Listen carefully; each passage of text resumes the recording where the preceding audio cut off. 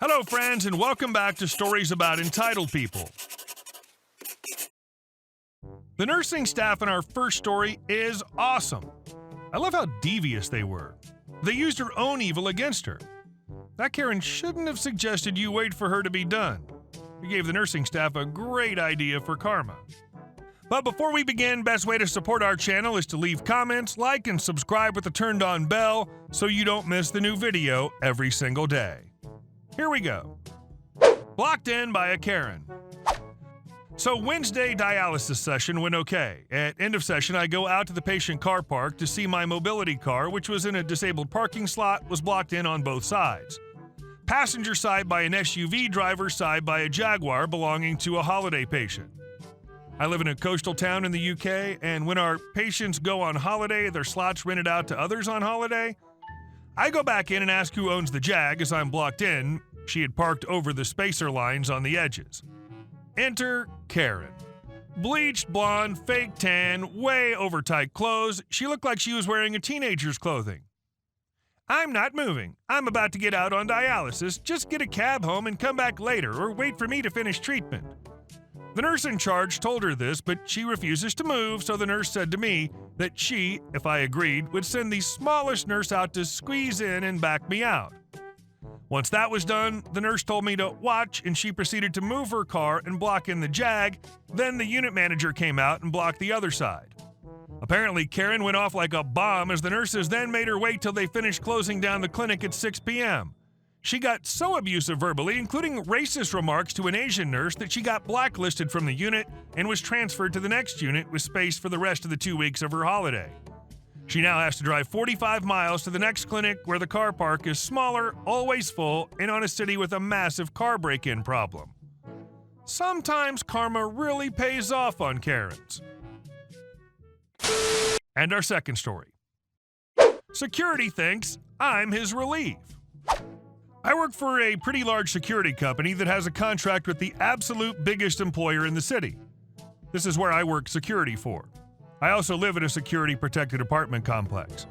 Plot twist, it's protected by the same company I work for. My apartment was right next to the clubhouse. This was where security parked.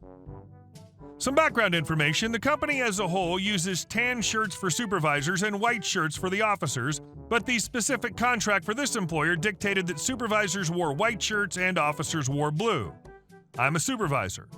To top it off, my apartment complex is only a 5-minute drive, 15-minute walk from where I work. On this one particular day, I'd just gotten off at 8 a.m. from a 12-hour shift and have exactly 8 hours before I had to be back in for another 12-hour shift. I also had to deal with an employee of the company I protect trying to start fistfights and punching me in the face just 20 minutes before my shift ended, so I was already on edge. I pulled my car up to the front of my apartment, and being the friendly introvert I am, waved to the security guard who was looking directly at me, then went towards my front door. As I was moving through the big key ring to get my key out, my shoulders grabbed and I'm violently turned around. Still haven't been able to settle down from the incident at work. I put the guy who grabbed me over the railing and on his head. He wasn't injured or anything. It took him a minute to get up, though, as he went a full 180 in under a second. When I realized it was the security guard of the complex, I walked over and tried to help him up. He fired off at me. "You aren't allowed in the residents' apartments. I'll have you fired for this." Now, I've seen this guy a few times when I went to check the mail, but he seemed not to recognize me. I can fully understand. I see 500 people walk in and out where I work, and I never bother learning names unless I work with you every day. You're one of the big shots who actually can fire me that instant, cause trouble frequently. Needless to say, I can understand the lack of recognition. I don't work here. I live here. "Bullcrap," he immediately responded once he got back on his feet. "I know our uniform. You're the new guy supposed to be relieving me." He grabbed my arm and tried to show me where the car was. "Remove your hand from my arm or I'll remove it from yours." I was already done and looking at most 6 hours of sleep, still in fight mode. I would have apologized later for this line, but spoilers. He's already on the radio calling in his supervisor to come deal with me. An hour later, the property manager's coming in to open the clubhouse. She stops, smiles, and waves and comes over. "Hi, didn't think you'd be out at this time." The property manager and I were pretty cool with each other. I'm skilled enough to make most repairs myself, am never late with rent, and once ran out to the pool to perform CPR for a resident. She also knew from the inspection yesterday that I was going to be pulling a messed up 12 on, 8 off, 12 on couple days. Before I can explain anything, the other guard butted in. He was trying to go into a resident's apartment. I got my supervisor on the way. He won't be doing it again here. Ladies and gentlemen, I turned him upside down. The property manager, a nice, sweet older woman, was about to turn this idiot inside out. Before she could say anything, the officer's supervisor drove up and asked what was going on. She cut the officer off and told him, "This fool's holding one of our residents hostage outside his apartment. I want him out of this complex 5 minutes ago, and he will not be coming back here ever." The supervisor just gave the officer a dismissive thumb back motion. He had no leeway to argue. The contractee can always tell who not to allow on any site, even our own employees. Yeah, he was fired on the spot. And this is not the end, folks. Remember how I said we work for the same company? The corporate big shots decided to rehire him and send him to the largest employer they guard and give him a second shot. He arrived for an interview at my facility, where I had hiring power. The interview went all of 3 questions. Are you going to keep anyone out that's supposed to be in here? Are you going to ask for credentials for anyone you don't know trying to enter? Are you going to grab anyone? He said no, and I accepted him to the facility.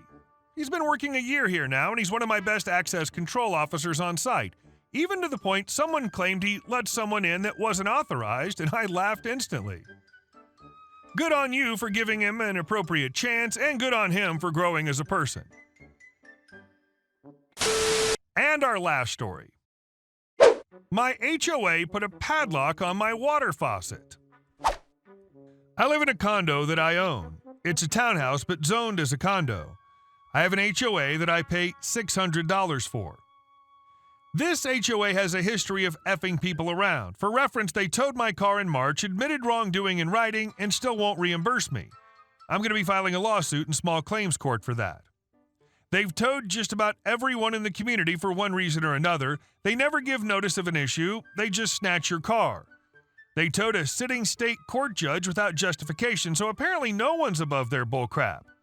I had a chance to speak with him about it, and he wasn't happy. Anyway, I've washed my cars in the common area right next to my townhouse for the past 3 years. So have my neighbors, and they've also done so in the other common areas using the tap outside the building. I use my own hose and nozzle that I paid for out of my own pocket. My neighbors use the same nozzle. My neighbors always say hi when I'm out there. We chat about my cars. They make stupid dad jokes about, "Hey, can you wash mine next?" It's a nice weekend outdoor activity that I enjoy. My apartment's not metered and I don't pay a water bill. All water usage in the community is assessed through a common HOA fee. This morning I walk outside and my hose and nozzle are gone and the spigot's padlocked. What kind of passive-aggressive bullcrap is this? Moreover, only the one I use is padlocked, the other ones are left open, including ones that other residents regularly use. Obviously, there are some questions about who has the right to use that water and for what. Whatever, I think I'm entitled to, given the way water bills are assessed. Some may argue differently. I don't think I'm violating any other rules or common decency. Nothing in the HOA rules say anything about not being able to wash your car or use the spigots, etc. People use those spigots for washing cars, watering plants, etc., etc., etc. I'm pissed that they disposed of my property without warning, notice, or a GD, could you please? So while I've held off on filing the lawsuit for a while, this is a reminder that maybe I should just go ahead and sue them since they're already willing to make my life as difficult as possible. F these a-holes. I sent several emails expressing my displeasure. The HOA at first said they did take the hose and nozzle and asserted that they were absolutely entitled to do so because it was in a common area and that they were going to lock all the spigots because of abnormally high water bills. Bullcrap. Washing a car uses 30 gallons at the absolute most. If a nozzle with automatic shutoff is used, which I had, running a load of laundry by comparison uses about 20 gallons. I live alone and have no kids. I hardly use any water compared to the residents here who have 2 or 3 kids. Now, after admitting that they took it, they've now recanted and are saying that they didn't take it. Further, they now claim that they don't know who took it. Really? Effing seriously? No. Here's what actually happened. Some nosy Karen decided she didn't like a young guy, I'm 32, washing his Corvette a couple times a month. She locked my crap and then went to the board meeting and made a complaint about water usage. Here's the thing. It's been several weeks and there are 6 hoses attached to bibs in my little cul-de-sac area alone. None of those have been removed or locked. One of them's attached to a sprinkler and runs 24/7. It was put there by a resident who uses it for his garden. To this day, it's still there, and as I'm writing this, the water's currently running, as of 5 minutes ago at least. So the person who did this is almost certainly a board member and is using this agenda to push this restriction, which hasn't been applied to anyone but me. The board is apparently backing them as far as the actions taken, but claims they don't know who it is.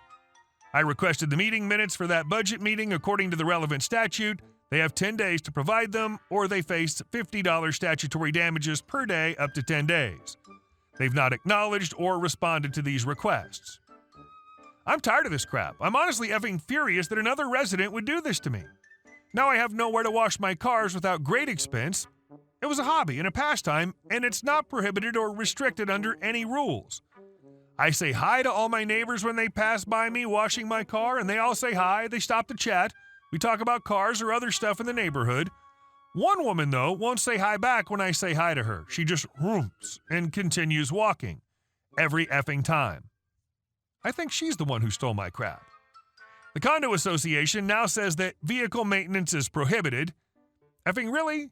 Car washing isn't named. The rules would never be construed to prohibit something not explicitly named. Hey guys, thank you all for watching the video. I'll see you in the next one.